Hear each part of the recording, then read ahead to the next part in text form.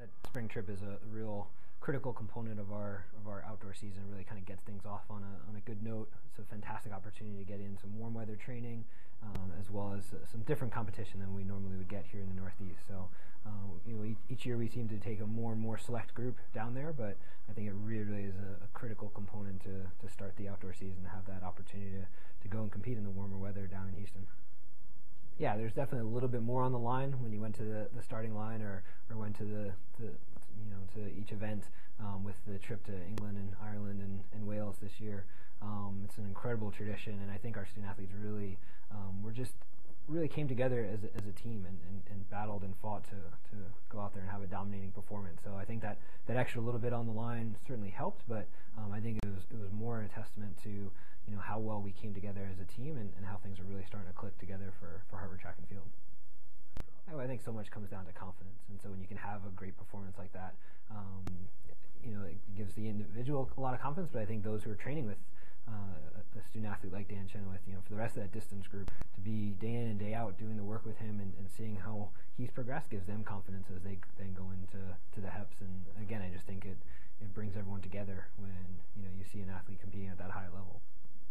Similar to the meet at Yale, we just fought really, really well as a team, and both on the men's and women's sides, I thought we had a real good cohesive group, and people went out there and did what they're capable of doing. And I think that's what you should expect at championship time is we train day in and day out. We go to these early season meets to be able to prepare to do in maybe a little bit different setting the same thing that we're capable of doing at earlier times. And so to be able to see our student athletes go out and do that was really great.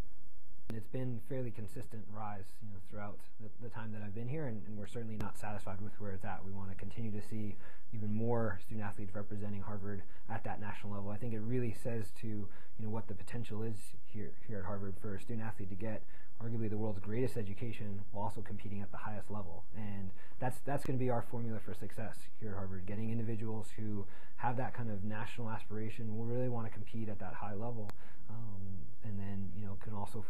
come in and get this amazing education and compete as a team with our historic rivalries like against Yale, with the Ivy League championships, and then all the way up through the national ranks. It's a unique experience to be able to go over, spend basically a 2-week all expense paid trip for our student athletes to go and visit some really, really neat places. And I think probably the bigger thing than the competition was the experiences that our student athletes had, being able to have the interactions with other university students from across the pond, being able to participate in such a historic, rich, tradition-rich event was really, really memorable, and something that will last in their minds far longer than any meet or any mark that they might have put up. 1, 2, 3,